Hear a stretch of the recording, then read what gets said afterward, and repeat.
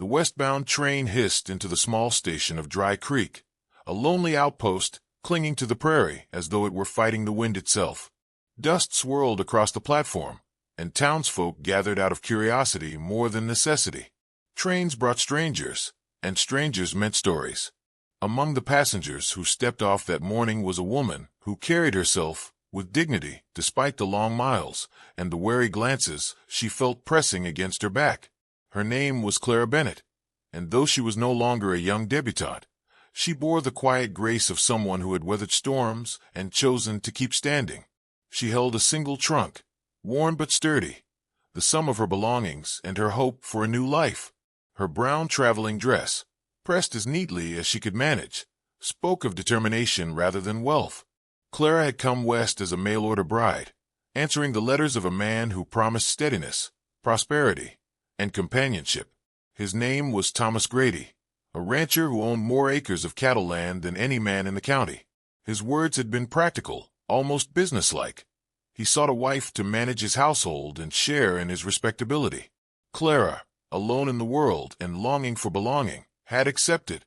But Clara carried a truth that no letter could soften. She was barren. Years earlier, after a fever had nearly taken her life, the doctor's words had sealed her fate. She would never bear children. She had lived with that knowledge, prayed over it, wept over it, and at last found the courage to seek love regardless. Yet as she stood on the platform of Dry Creek, she wondered if fate had merely lured her toward another cruelty. Thomas Grady approached, flanked by two of his ranch hands and trailed by the whispers of half the town.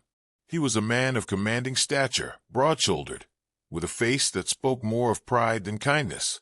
His black coat seemed too fine for the dust-choked air, but he wore it like armor. His eyes swept over Clara, measuring her as one might a horse at auction.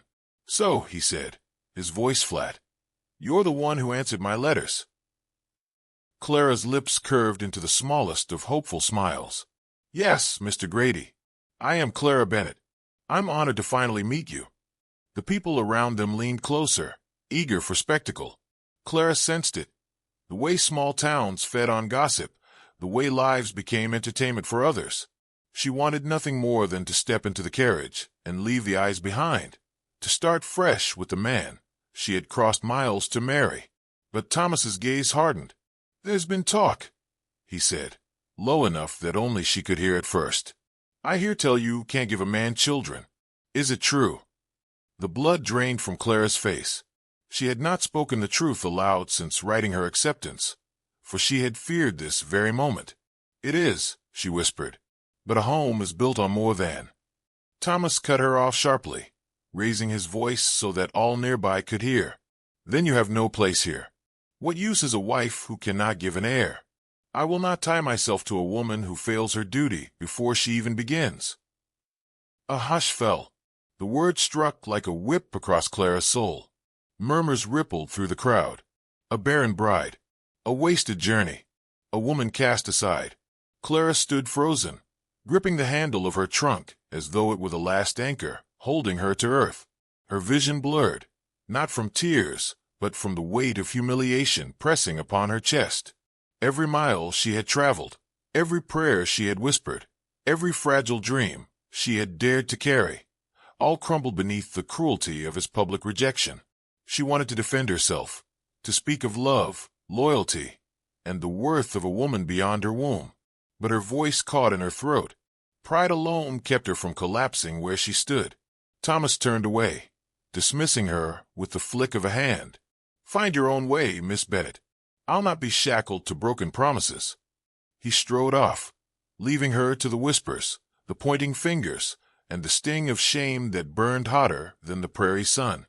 Clara forced herself to walk, one step at a time, down from the platform and into the dusty street. The townsfolk parted but did not offer aid. Some pitied her. Others smirked as though satisfied to witness her downfall. The cruel reality of frontier life was clear. Weakness was exposed, and mercy was rarely given.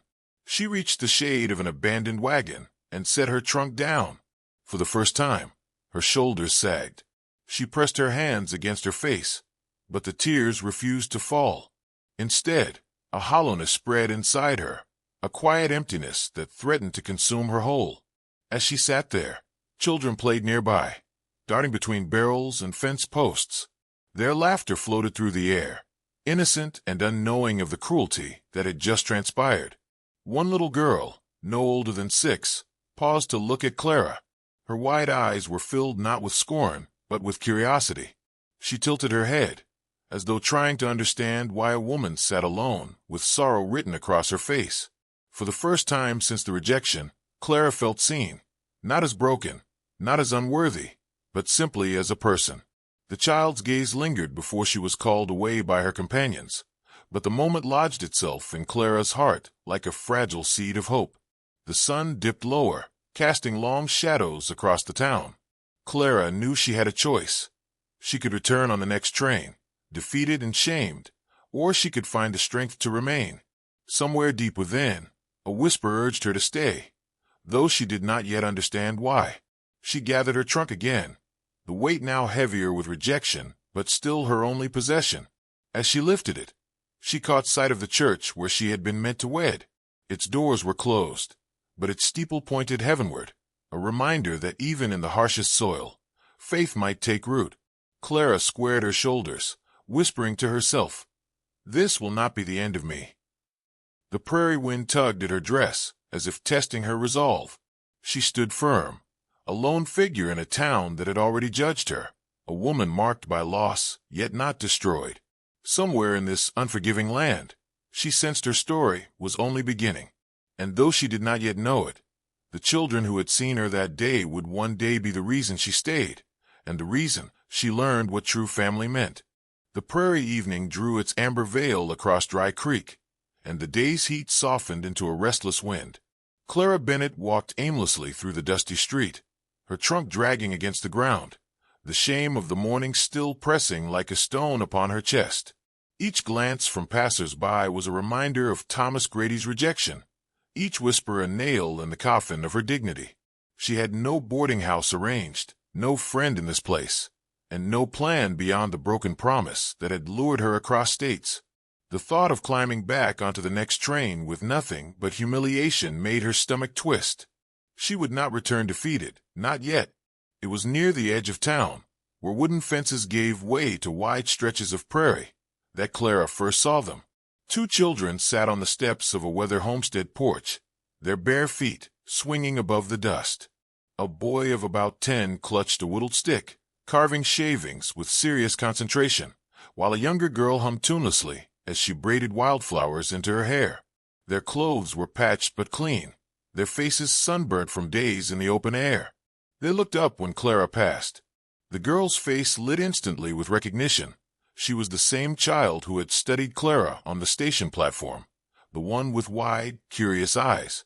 She hopped down from the porch and ran toward her. "You're the lady from the train," she announced brightly, her braids bouncing. "The one with the pretty dress. Did you come to stay here?" Clara startled at the sudden attention, gripping her trunk tighter. "I came, yes, but I'm not certain where I'll stay." The boy stood now, more guarded than his sister. "You're the one Mr. Grady sent away," he said bluntly. "Pa says he's a fool most days, but I reckon today he showed it for certain."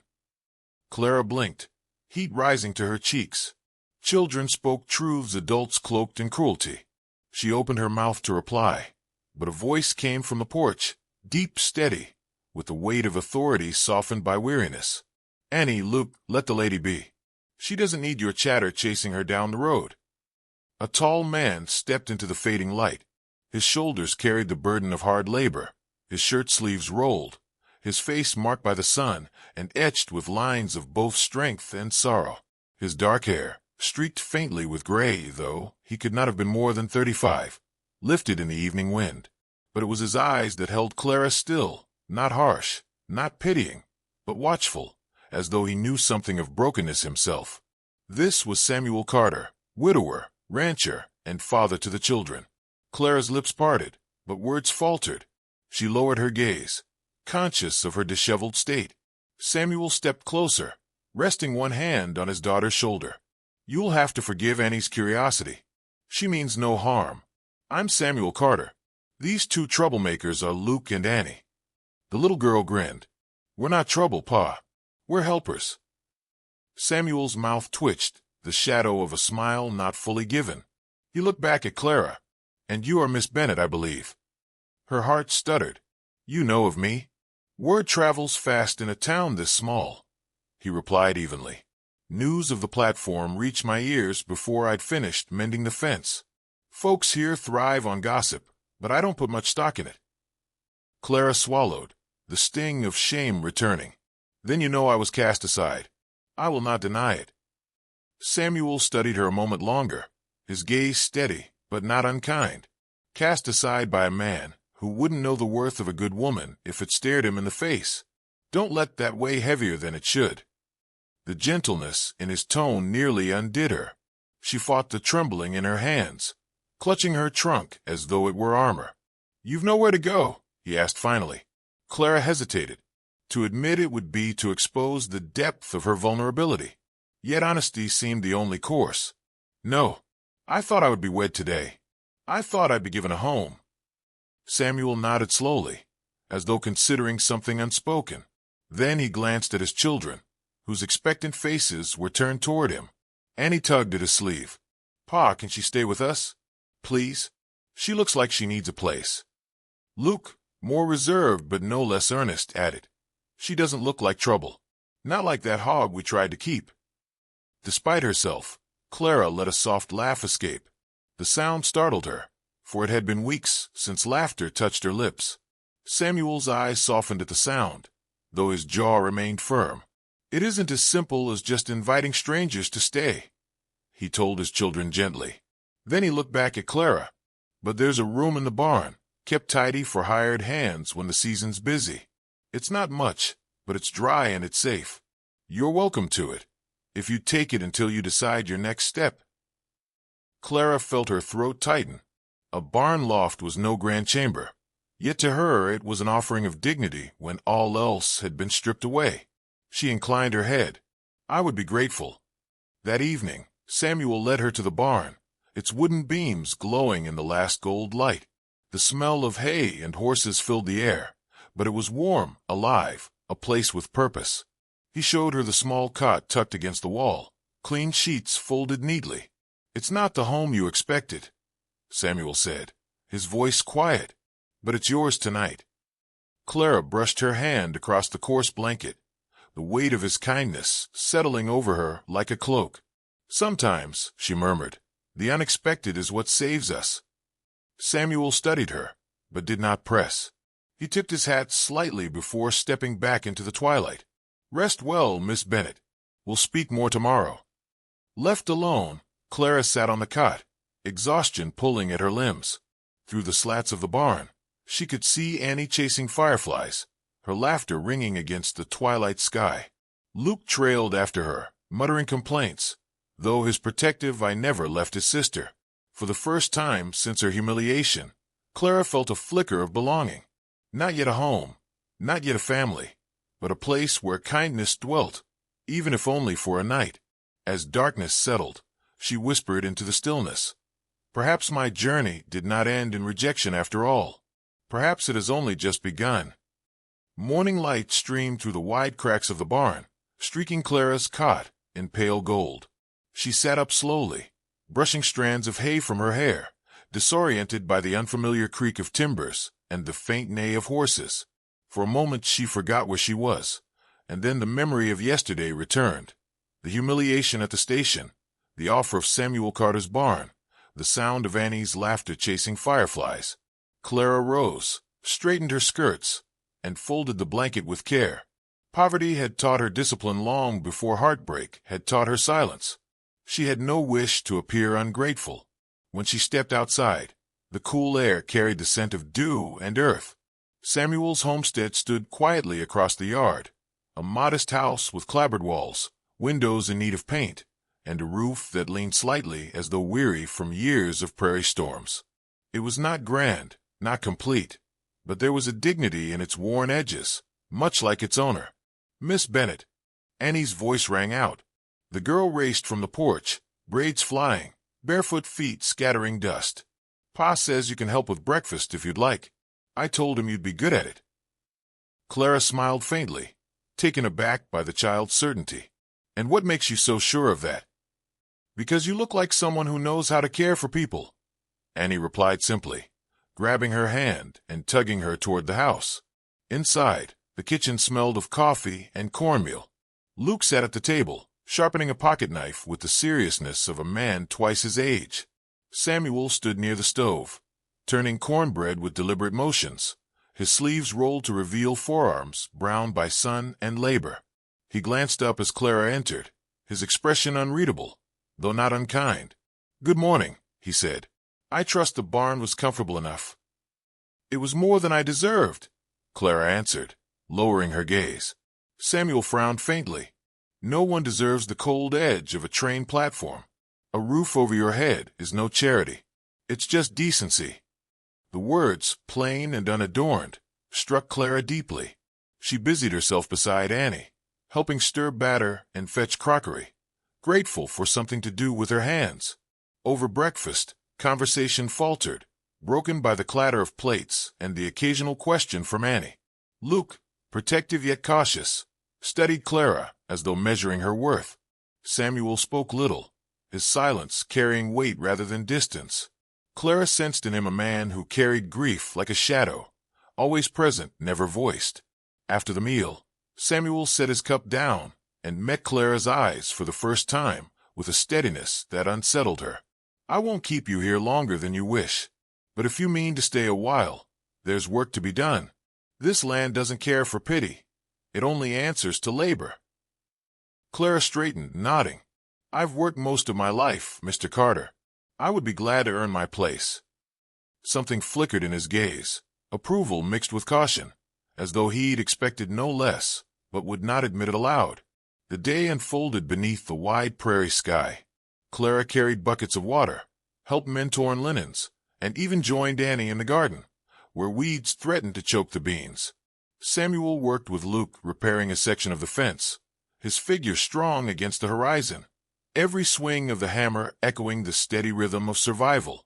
As the hours passed, Clara felt the rhythm of this household tugging at her, a rhythm not yet whole, but yearning toward completion. It was, in its way, a home half-built, functional but hollow, steady yet lonely. When evening fell, Clara joined Annie on the porch. The girl leaned against her, holding a rag doll stitched from scraps. "Miss Bennet," she said quietly, "are you going to leave us too?" Clara stilled, the question piercing deeper than she expected. "Why would you think that?" "Because everyone leaves. Mama did when she died. And then people Pa tries to hire, they don't stay. They say it's too hard here. But Luke and me, we don't mind hard. We just want someone who won't go." Clara's throat tightened. She rested a hand on Annie's hair, smoothing the braids. "I can't promise forever, child, but I will not run just because the road is hard. That much I can give you." The girl's smile was small but radiant, as though the words were enough to plant hope where sorrow had rooted. Inside, Samuel lingered at the doorway, unseen for a moment. He had heard. His jaw tightened, not in anger, but in a struggle Clara could not yet name, the conflict between guarding the fragile walls of his heart and allowing them to be breached by kindness. Later, when the children had gone to bed, Samuel stepped out onto the porch.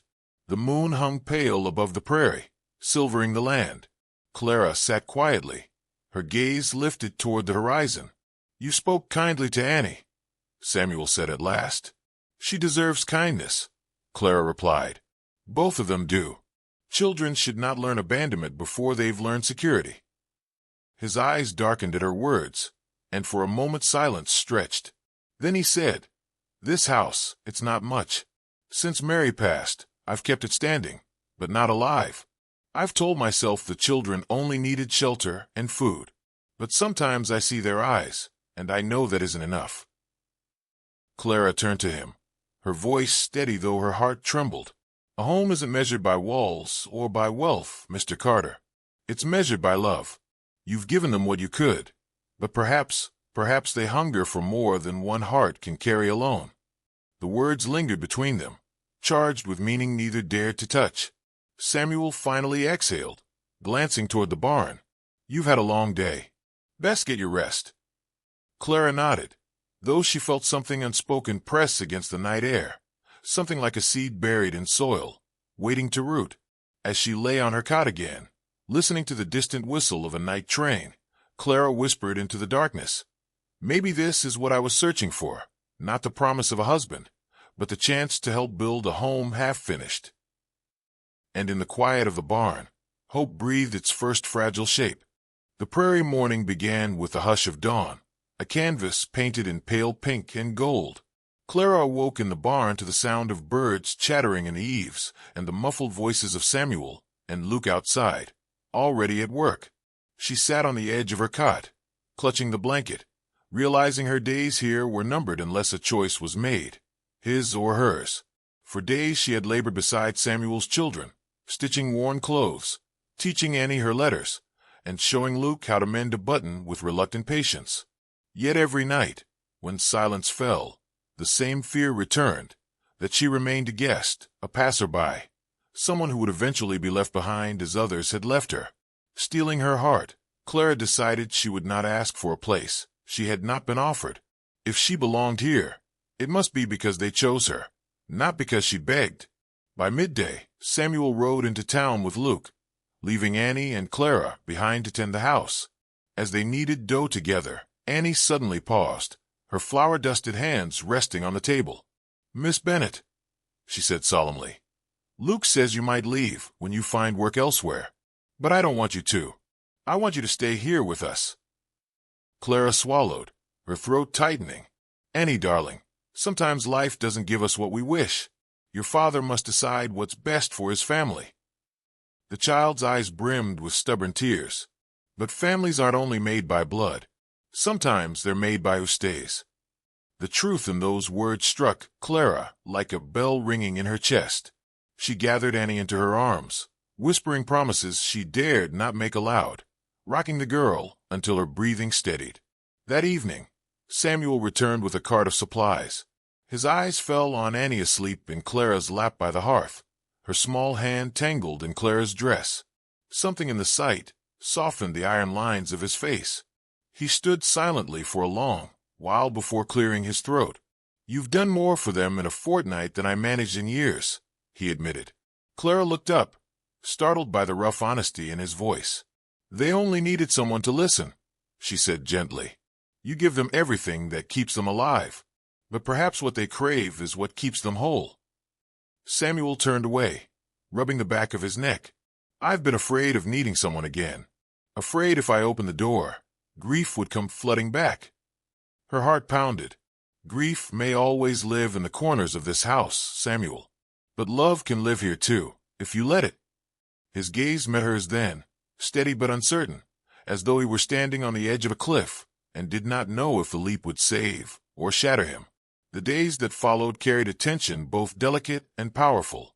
Samuel grew quieter, more watchful, as though measuring every word Clara spoke, every gesture she made with his children.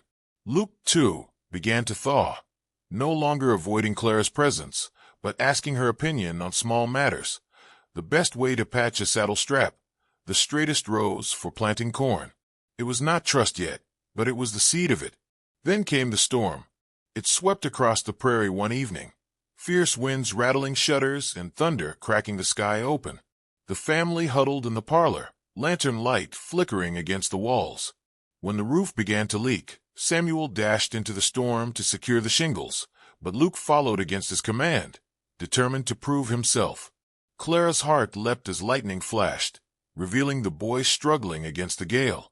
Without thinking, she plunged into the rain, skirts heavy with mud, calling Luke's name. She reached him, just as a gust nearly toppled him into the sodden earth.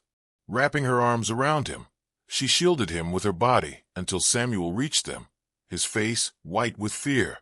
By the time they returned inside, drenched and trembling, Samuel's anger broke like the storm itself. He rounded on Luke. "You could have been killed, boy. What were you thinking?" Luke's chin quivered. "I just wanted to help like a man would." Clara stepped between them, her voice fierce despite her shivering. "He is still a child, Samuel. A brave one, yes, but child who needs guidance, not fury." Her words stunned them both. Samuel stared at her, water dripping from his hair, and something within him seemed to break open. He saw not just the woman who had entered his house in disgrace, but the strength that steadied his children, the courage that rushed into storms without hesitation. That night, when the thunder faded into silence, Samuel found Clara on the porch, wrapped in a quilt. He sat beside her, the quiet stretching between them like uncharted land. "I've been blind," he said finally, his voice low. "I thought keeping the children fed and sheltered was enough. But I see now they need more than my strength. They need your heart." Clara's breath caught. "Samuel." He lifted a hand, rough and trembling, brushing a stray lock of damp hair from her face. "I can't promise I'll be easy to love. My grief still lingers. But I know this much. The children have chosen you. And God help me, so have I." Tears blurred her vision. For the first time since she had stepped off that train, Clara allowed herself to believe she was not a burden to be cast aside, but a gift received with gratitude. She reached for his hand, clasping it tightly. "Then let us build this home together. Not half-built, not half-lived. Whole. For them, for us." At that moment, the door creaked open. Annie padded out in her nightgown, rubbing her eyes. Luke followed, solemn and wide awake. They looked from their father to Clara, then climbed into her lap without hesitation. Samuel wrapped his arms around all three of them, his eyes closing as though anchoring himself to the only truth that mattered. The storm outside had passed, but the storm inside his heart had found its peace. And there, beneath the wide and endless sky of the western prairie, a new family was not born of chance nor contract, but of love, the kind that chose them, and the kind they chose in return.